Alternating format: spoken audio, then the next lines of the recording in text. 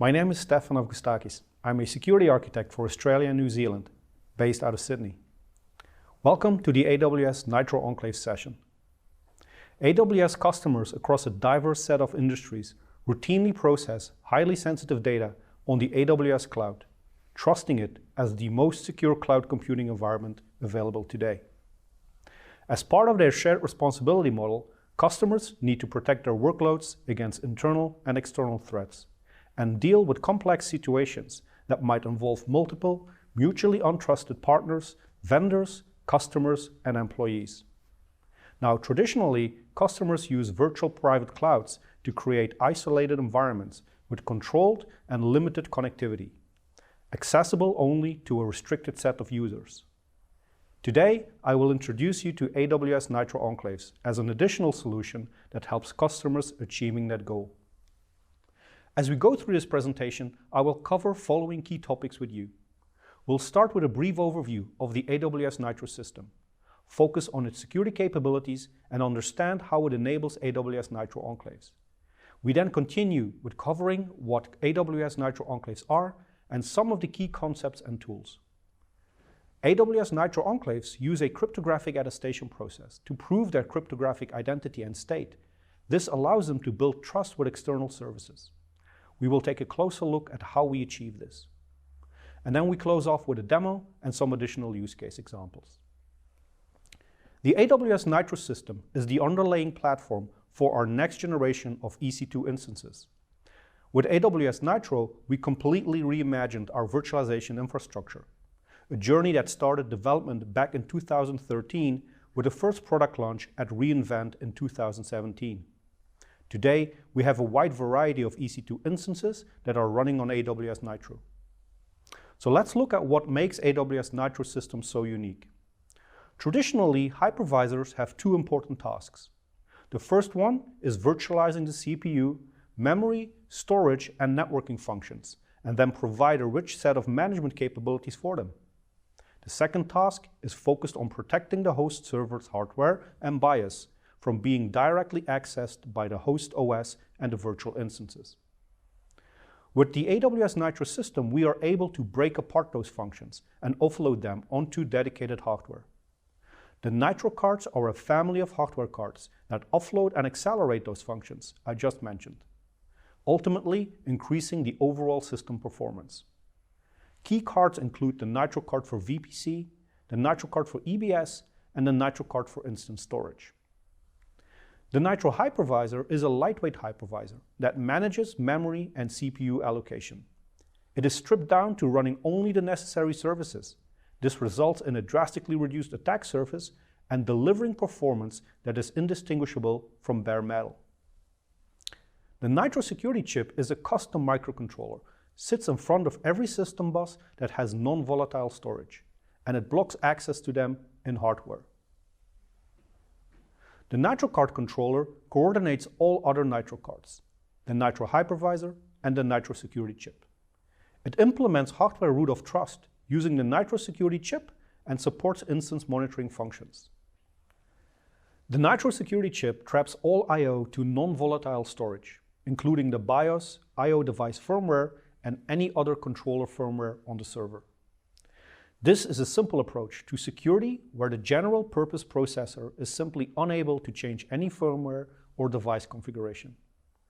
Rather than accept the error-prone and complex task of ensuring that access is authorized, no access is allowed at all. EC2 servers simply cannot update their firmware. This is great from a security perspective, but the obvious question is, how do we update the firmware? Well, it's updated by using AWS and AWS-only secure channels and signed binaries through the Nitro system. The Nitro security chip also implements the hardware root of trust, and it supports secure boot. It starts the server up untrusted, then measures every firmware system on the server to ensure that none have been modified or changed in any unauthorized way. Each checksum is checked against the verified correct checksum stored within the Nitro security chip. Additionally, a lockdown security model prohibits all administrative access, including those of Amazon employees, eliminating the possibility of human error and tampering. Now that we have a better understanding of the Nitro system and its various security components, we can dive into Nitro Enclaves. And let's do that with reviewing the scenario for the demo I will present later in this session. Thomas Anderson is tasked with creating a solution that processes sensitive data received from multiple parties. Now, each party wants its data to stay confidential at all times. Following are the solution requirements that the parties agreed upon. The data must be sent in encrypted format. The data should only be readable inside a verified isolated compute environment. Any alteration of the isolated compute environment or application running inside of it should result in a failure to decrypt the data. Thomas creates a solution consisting of two applications. An application that resides on a general purpose EC2 instance, where he receives the encrypted data. From there, it is sent to the application running within the isolated compute environment, where it gets decrypted and processed. The communication between the two instances happens over a secure channel. Thomas will also ensure that the isolated compute environment and the application running inside it cannot be altered once the environment is created. This will allow to build trust with third parties. Nitro Enclaves provides Thomas all the capabilities that he needs to build this workload. Enclaves enable customers to create isolated, hardened, and highly constrained compute environments on top of the AWS Nitro system. This to further protect and securely process highly sensitive data within their Amazon EC2 instances. Nitro Enclaves reduce the attack surface even further by not providing persistent storage, interactive access, or external network access to the enclave instances. In addition, using cryptographic attestation, administrators verify an enclave's state, ensuring that only authorized code is running inside it. Today, enclaves are available across many of our Nitro-based instance family and across our Intel and AMD CPU architectures, with ARM support coming soon. Nitro Enclaves today support the Linux operating system. We recommend using an up-to-date Amazon Linux 2 AMI for this purpose, as the repositories already provide the required packages. There are no additional charges for using Nitro Enclaves. You are billed the standard charge for the Amazon EC2 instance and for the other AWS services that you use. All you have to do to enable the enclave capabilities of your EC2 instance is to enable it in the advanced details using the AWS console, or when using the AWS CLI, set the enclave options to enable equals true. Now, how do we create an enclave? We start with a general purpose EC2 instance that supports enclaves. In my demo, I will be using a C5 extra large. An enclave is created by partitioning the CPU and memory of an EC2 instance.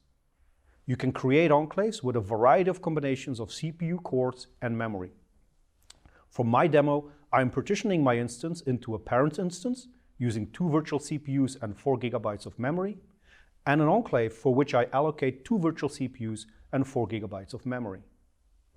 The resources are allocated to the enclave for the duration of its lifetime.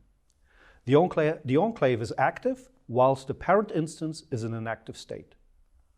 The parent instance is the only instance that can communicate with its enclave, and today we support a single running enclave per parent. Communication between the parent instance and the enclave is done via a secure local connection called the virtual socket or VSOC. Now, different EC2 instances on the same physical host are isolated from each other as though they are on separate physical hosts. The hypervisor isolates the CPU and memory, and the instances are provided virtualized disks instead of access to the raw disk devices. When you stop or terminate an instance, the memory allocated to it is scrubbed by the hypervisor before it is allocated to a new instance, and every block of storage is reset. This ensures that your data is not unintentionally exposed to any other instance. By default, an instance cannot receive traffic that is not specifically addressed to it. A Nitro Enclave is a trusted execution environment in which you can securely process sensitive data. It extends the security and isolation characteristics of the AWS Nitro system and allows you to create isolated compute environments. The Enclave is an Amazon EC2 instance with its own kernel, memory, and CPU. As I mentioned before, the Enclave has no external network connectivity and no persistent storage. The Enclave's isolated CPU and memory cannot be accessed by the processes, applications, kernel, or users of the parent instance. The vSoC socket is the only channel of communication that an Enclave can use to interact with external services. The vSoC socket utilizes standard, well-defined POSIX socket APIs, such as connect, listen, and accept. AWS Enclaves come with a set of tools that help you manage the lifecycle of Enclaves and develop applications to run inside the Enclave. The AWS Nitro Enclave CLI, or Nitro CLI, is a command line tool that is used to create, manage, and terminate Enclaves. The Nitro CLI must be installed and used on the parent instance. The AWS Nitro Enclaves SDK is an open source library. You can use it to develop Enclave applications or to update existing applications that will run in the Enclave. The SDK also integrates with AWS Key Management Service and provides built-in support for cryptographic attestation and other cryptographic operations. An Enclave image file includes a Linux operating system, libraries, and Enclave applications that will be booted into an Enclave when it is launched. So how do we approach the creation of an Enclave? Well, you start with developing your Enclave application, and once that is created, you need to package the Enclave application and its dependencies into a Docker image. A Docker image is a read-only template that provides instructions for creating a Docker container. Nitro Enclaves use Docker images as a convenient file format for packaging your applications. Docker images are typically used to create Docker containers. However, in this case, you use the Docker image to create an Enclave image file instead. After you have packaged your Enclave application into a Docker image, you need to convert the Docker image to an Enclave image file. To do this, you use the Nitro Enclave CLI. An Enclave image file provides the information that is required to launch the Enclave. It contains everything that is needed to run the application inside the Enclave, including the application code, runtime, dependencies, operating system, and file system. The Enclave image file is used to launch the Enclave via the Nitro CLI. The Nitro CLI will additionally expose the Enclave measurements that can be used to set up the attestation process. Enclaves use their attestation process to prove their identity and state, to build trust with an external service. The attestation process uses a series of measurements consisting of platform configuration registers and SHA-384 hashes. Those are unique to an Enclave.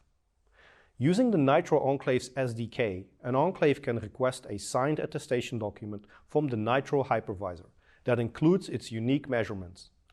This document can be attached to requests from the Enclave to an external service. The external service can validate the measurements included in the attestation document against the values in an access policy to determine whether to grant the Enclave access to the requested operation. Measurements can be built from different components of the Enclave. PCR 0, 1, and 2 respectively use the Enclave image file, Linux kernel, and Enclave application to create measurements. PCR 3 and 4 create a measurement of the instance ID and the IAM instance profile.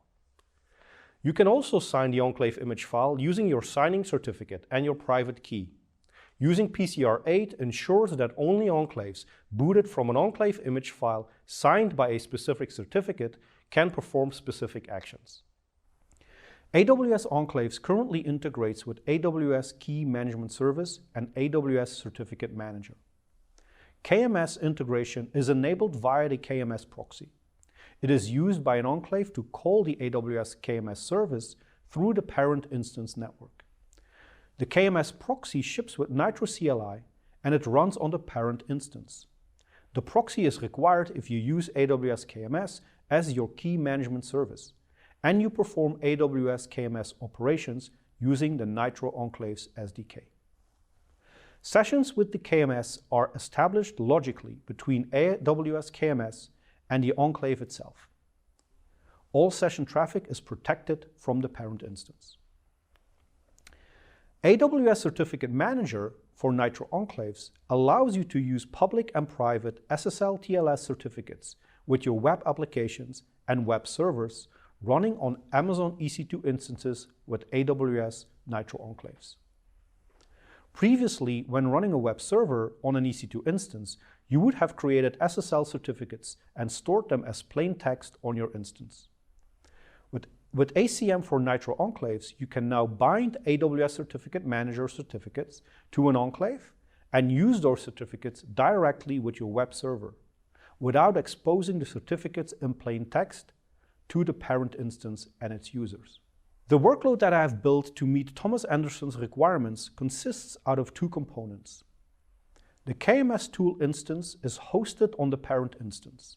It receives the encrypted data, connects to the KMS tool enclave over the VSOC, and then passes credentials to the KMS tool enclave along with a base64 encoded message for decryption. The KMS tool enclave is hosted inside the Nitro enclave. It uses the Nitro enclave's SDK to call AWS KMS in order to decrypt the base64 encoded message and to request an attestation document from the Nitro hypervisor. To support this workload, I've chosen a C5 extra large instance with 8 GB of memory and 4 CPUs, running the Amazon Linux 2 operating system. What I will not be showing in this demo is some of the supporting configurations, such as how to create an identity access management role, how to create a KMS customer master key, or how I created the Docker images. I've set up 3 instances for this demo, and 2 of them are running in this account. Demo 002 is a T2 micro instance, and as you can see, I've assigned the demo 002 IAM role to that instance. The second instance is a C5 extra large instance, for which I have enabled the enclave support option, and I have assigned the demo acme 01 role to it. Now, in addition to those 2 instances, I have also created a KMS customer managed key, and that customer managed key has a access policy assigned to it. That access policy, as you can see, has the 3 respective roles that I mentioned before assigned to it for encryption, and 3 of them assigned to it for decryption. Now I'm going to use that encryption or that key to encrypt and decrypt the messages between the different instances. So let's start and have a look at the blue environment. So on the blue environment, I'm going to create a message, and then I'm going to take that message and I'm going to encrypt it using the key that I just created. Now the result of that is a base64 encrypted message, and I'm going to take that and I'm going to put that in a text file because I want to be able to copy that later on to the parent instance. I'm going to quickly check if I can decrypt the message, and as you can see, the output is the plain text, so I can decrypt successfully that message. Now I'm going to copy that message to my parent instance. Now let's have a look on the parent instance, and as you can see, it arrived. I'm going to do exactly the same thing on the red instance, and I'm going to take a message, I'm going to create a message there, and I'm going to encrypt that message using the same encryption key as before.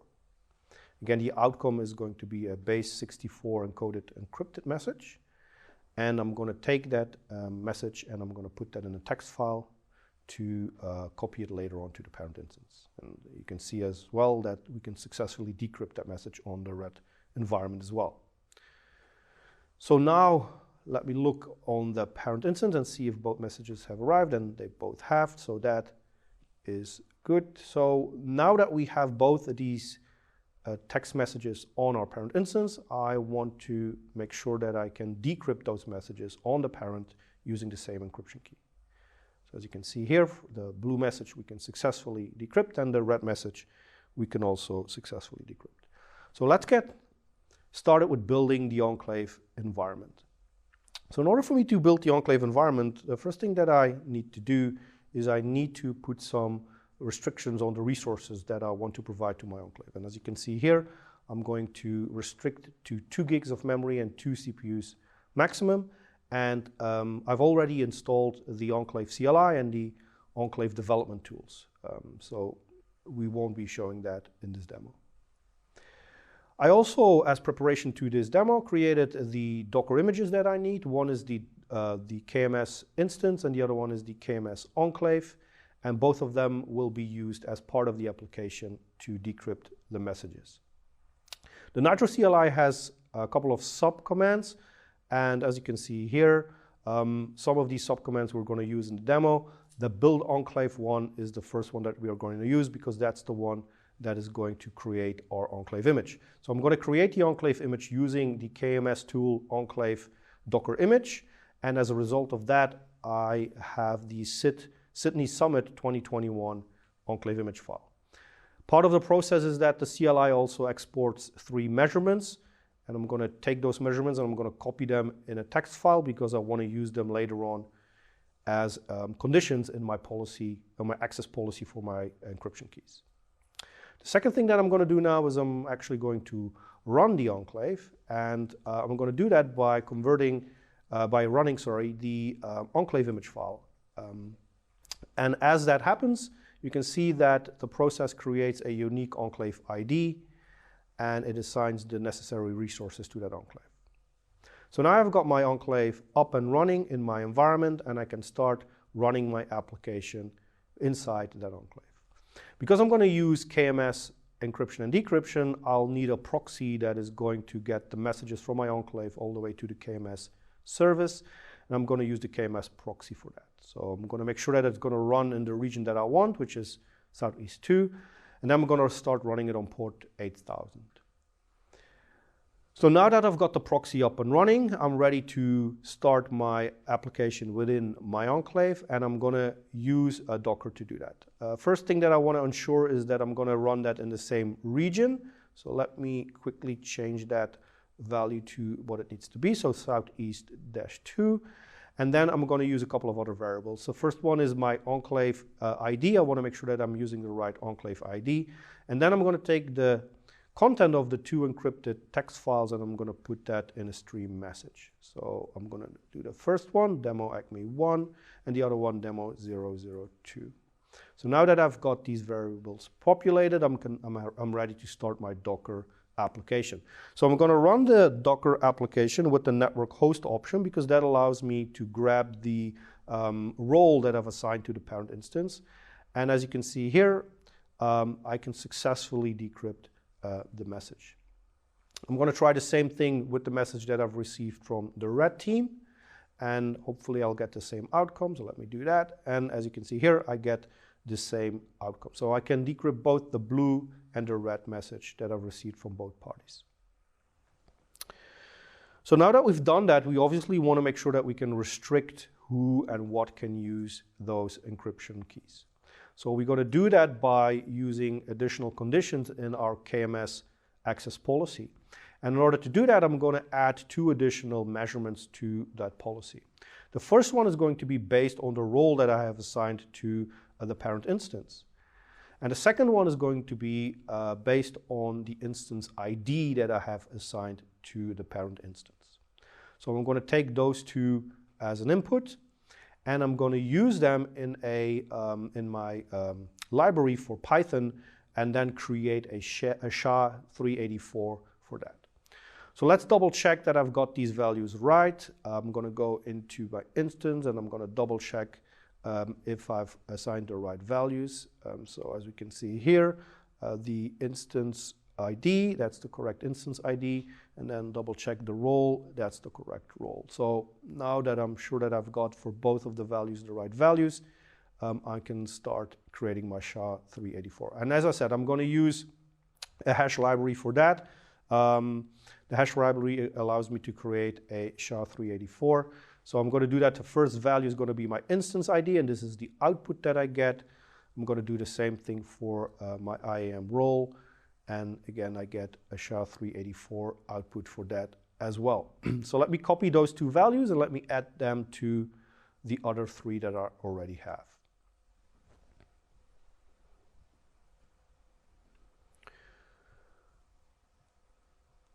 Okay, so let me copy the last one as well. So now I've got 5 measurements that I can use in my KMS access policy. So let's head over to the KMS access policy and let us edit the access policy to ensure that we restrict access. So we go to the KMS service, we go to our key, and let's edit the key. And as you can see, if I pull this down, you can see that the 3 roles that we've assigned to the 3 instances still have encryption and decryption accessibility. But for decryption, I'm going to add conditions, and those conditions are going to be that you need to present all the 5 measurements that I just created. Okay, so let me save those changes. Let me first quickly double check that those values are correct. And they seem to be correct. And then I can go ahead, save the changes, and validate what we've just created. And we're going to validate that again by going into the CLI environment, and I'm going to see if I can decrypt the value. So let's start with the blue environment. I'm going to take that same text message. I'm going to try to decrypt it, and as you can see, I get access denied. I want to get the same result out of the red environment, so let's go into the red environment, see if I can decrypt, and as you can see, I get an access denied. What about the parent instance? Because the parent instance has exactly the same role that I've allowed, and you can see here that again I get an access denied for that. So you can clearly not decrypt the message from outside of the enclave, but what about a decryption from inside the enclave? So let's validate if we can decrypt from inside the enclave, and as you can see here, the secret message from the blue environment we can decrypt. And let's try the same thing for the red environment, see what the outcome is for that. I'm going to run the application again, and as you can see, we get a successful decryption. Right. So we can now successfully say that we can encrypt from outside the enclave, we cannot decrypt from outside the enclave. Decryption is only allowed from within the enclave. Right, so let me clear the environment, and let's maybe go through this again one more time from within the red environment. I'm going to create a new message, secret message number 2. I'm going to encrypt that secret message, and then again the result is going to be a base 64 encoded encrypted message, and I'm going to put that in a text file, which then again I want to send over to my parent instance. So let me copy this over to the parent instance. There we go. And let's see if this arrived. And we can see now that also the second message has arrived on my parent instance. Now let's validate. And we'll start doing that with seeing if we can decrypt from the red environment. And what we can see clearly here is that we get an access denied, so we cannot decrypt the message from the red environment. What about doing it from the parent instance? Again, we get access denied. And now the final test is see if we can do it from within the enclave. Let's make sure that we copy the text input into our message stream, and let's now decrypt that message stream from within the enclave. And as you can see here, we can successfully decrypt that second message. And that concludes the demo. Nitro enclaves cover many use cases. Examples of those include sensitive data processing, where customers want to securely process and protect highly sensitive data. Multi-party computation allows to process sensitive data from multiple parties while protecting their combined data from all parties. Or protecting intellectual property by implementing a defense-in-depth solution.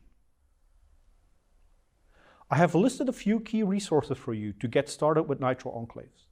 The KMS tool link provides the sample code that I used for the demo. You joined the AWS Summit to learn, and you can keep learning beyond the summit with resources from AWS training and certification for security. We offer more than 25 digital and classroom courses for you and your teams around security, identity, and compliance. You can also showcase your expertise by pursuing the AWS Certified Security Specialty Certification. The AWS training site provides a wealth of resources to expand your knowledge and find the training you need. And with that, we come to the end of this session. Thank you very much for watching, and don't forget to complete the session survey.